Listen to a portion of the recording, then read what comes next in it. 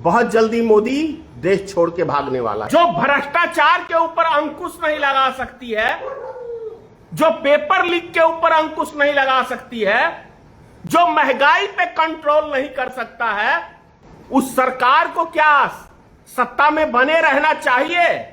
वादों में आज तक एक वादा पूरा ही नहीं किया तो बेशर्मों की तरह सत्ता में रहने का भी कोई अधिकार नहीं बनता कि देश के अंदर एक ऐसी सुनामी आएगी जो सारे भ्रष्टाचारी नेताओं को, गोदी मीडिया को, भ्रष्ट अफसरों को बहा के ले जाएगी। भारत में वो सैलाब बहुत जल्दी आएगा।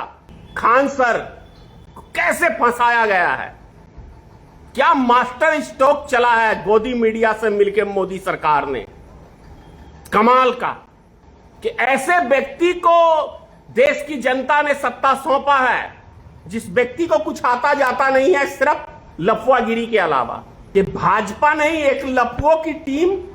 और जब दिवालिया निकल जाता है तो कटोरा लेके वो भीख मांगता फिरता है। तो क्या कहा मोदी ने? अरे मेरा क्या है, मैं तो चल दूंगा झोला उठा के। मंत्री क्यों बनाए जाते हैं किसी भी सत्ताधारी पार्टी में? क्यों उनको एक विशेष डिपार्टमेंट दिया जाता है कि इसकी जिम्मेदारी आपकी है? सारे सांसदों का, सारे मंत्रियों का हेड बनाया जाता है किसे? प्रधानमंत्री को। और पार्लियामेंट का एक अध्यक्ष चुन के उनके नेतृत्व में सवाल जवाब कराए जाते हैं, किस क्षेत्र में क्या विकास हुआ नहीं हुआ। सवाल ये उठता है कि धर्मेंद्र प्रधान ने जो मंत्रालय संभाला है, शिक्षा मंत्रालय, क्या वास्तव में वो संभाल पाए हैं? और जब मंत्रालय संभाल ही नहीं पाए तो क्या उन्हें उस पद पे रहना चाहिए? इस्तीफा देना चाहिए धर्मेंद्र प्रधान को। भाई एक मान के चलिए, छोटा सा मैं उदाहरण दे रहा हूं आपको। एक पंचायत का मुखिया हम 5 साल के लिए किस लिए चुनते हैं? कि ये हमारे पंचायत में बेहतर विकास करेगा। और यदि उसके अंदर वो फेल होता है तो पंचवर्षीय में हम उसे उठा के अलग कर देते हैं। करते हैं कि नहीं? लेकिन यहां तो जबरदस्ती थोपा जा रहा है। जब किसी चीज के लिए जिम्मेदारी दी गई है और वो पूरी तरह से जिम्मेदारी निभाई नहीं गई तो धर्मेंद्र प्रधान का इस्तीफा होना तय है। दूसरी बात ये कहना चाह रहा हूं मैं कि अभी शिक्षा मंत्रालय के वो जहां पे इनकी फाइलें रहती है उसके अंदर आग लग गया। कैसे लग गया भाई? क्यों लग गया? यदि भारत सरकार जहां पे फाइलें रखी जाती हैं उन फाइलों की सुरक्षा करने में भी असमर्थ है तो क्या ऐसी सरकार को सत्ता में बने रहना चाहिए? बहुत आसान सा सवाल है मेरा कि जो सरकार रेलवे को बेहतर नहीं बना सकती है, यातायात को बेहतर नहीं बना सकती है, जो भ्रष्टाचार के ऊपर अंकुश नहीं लगा सकती है, जो पेपर लीक के ऊपर अंकुश नहीं लगा सकती है, जो महंगाई पे कंट्रोल नहीं कर सकता है, जो रुपये की वैल्यू को नहीं बचा सकता है, उस सरकार को क्या सत्ता में बने रहना चाहिए? यह हमारा बहुत आसान सा प्रश्न है। जो सरकार नौकरी नहीं दे सकती है, किस वादे के ऊपर चुनाव लड़ा था मोदी सरकार ने? वे वादे याद करें मोदी सरकार। और यदि उन वादों में आज तक एक वादा पूरा ही नहीं किया तो बेशर्मों की तरह सत्ता में रहने का भी कोई अधिकार नहीं बनता। तुरंत इस्तीफा देना चाहिए, नहीं तो सुनामी इस देश के अंदर बहुत जल्दी आने वाली है। और जब सुनामी आती है ना तो कोई चीज बचता नहीं है, सब बहा के ले जाता है। तो वो दिन भी दूर नहीं है कि देश के अंदर एक ऐसी सुनामी आएगी जो सारे भ्रष्टाचारी नेताओं को, गोदी मीडिया को, भ्रष्ट अफसरों को बहा के ले जाएगी। भारत में वो सैलाब बहुत जल्दी आएगा, इसकी भविष्यवाणी मैं कर रहा हूं आज।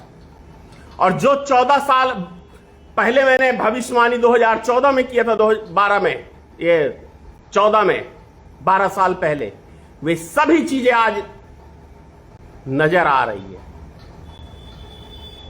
क्योंकि इस सरकार से वास्तव में किसी भी चीज के ऊपर कंट्रोल नहीं है। तो ऐसी सरकार का भी सत्ते में बने रहने का कोई राइट नहीं बनता है।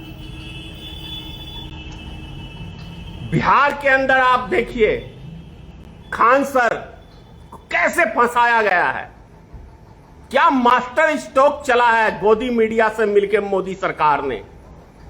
कमाल का, बर्दाश्त नहीं हो रहा शिक्षा माफियाओं से। मान गए भाई, मान गए। अगर दोगलेपनी की सीख सीखनी है तो मोदी सरकार से कोई सीखे, क्योंकि जिसके बस का कुछ होता नहीं है ना, वो ऐसे ही आलतू फालतू के काम, जो अच्छे काम करते हैं उसके पीछे सरकार पड़ती है। जो मोदी सरकार अच्छे व्यक्तियों के पीछे पड़ी हुई है, क्योंकि इससे तो कुछ हुआ नहीं। क्योंकि मोदी जी ने तो खुद ही एक इंटरव्यू में कहा है ना कि भाई ये फाइलें वाइलें पढ़ना मेरा आदत नहीं है। जब फाइलें ही नहीं पढ़ोगे तो जानोगे कैसे। यह हमारे देश का सबसे बड़ा दुर्भाग्य है कि ऐसे व्यक्ति को देश की जनता ने सत्ता सौंपा है, जिस व्यक्ति को कुछ आता जाता नहीं है, सिर्फ लफुआगिरी के अलावा, लफंडरपनी के अलावा। और उस लफंडरपनी का 140 करोड़ जनता आज कीमत चुका रही है। यह मानना पड़ेगा हम सबको। आज माने आप, चाहे कल माने, लेकिन मानना पड़ेगा कि एक आपने लफुए प्रधानमंत्री को चुना है और उसने एक लफुओं की टीम बनाई है। और जब सारे लफुए एक साथ इकट्ठा हो जाते हैं भाई साहब, तो क्या तांडव होता है देश में, ये आप सब अब देख रहे हैं कि भाजपा नहीं, एक लफुओं की टीम है। और ये लफुए कभी विकास का काम लफुओं से होता नहीं है। लफुए सिर्फ बाप दादा की संपत्ति बेच के खाना जानते हैं। चाहे वो छोटा गांव हो या बड़ा हो, बाप दादा की संपत्ति बेचना जानते हैं। तो जैसे व्यक्तियों को आपने चुना है ना, उन सिर्फ बेच बेच के खाना जानते हैं, ये अरजना नहीं जानते। जो बुद्धिजीवी होते हैं वे संपत्ति अरजते हैं, और जो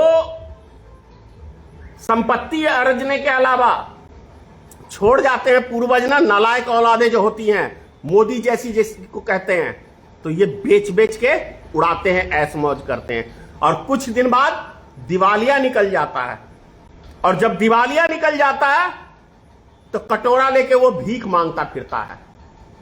तो क्या कहा मोदी ने, अरे मेरा क्या है, मैं तो चल दूंगा झोला उठा के। वो समय आ गया झोला उठा के जाने का। अब सवाल यह उठता है कि यह व्यक्ति जाएगा कहां, किस देश में शिफ्ट होने वाला है। बहुत जल्दी मोदी देश छोड़ के भागने वाला है, इस बात को आप याद कर लेना। दस्तक की आपसे गुजारिश है कि अगर इसको बचाना चाहते हैं तो नेशनल दस्तक को सब्सक्राइब करने के लिए रेड कलर के सब्सक्राइब बटन को दबाएं, फिर बेल आइकन की घंटी दबाएं। नेशनल दस्तक को बचाने के लिए बहुत जरूरी है कि हर खबर को शेयर करें, लाइक करें, कमेंट जरूर करें।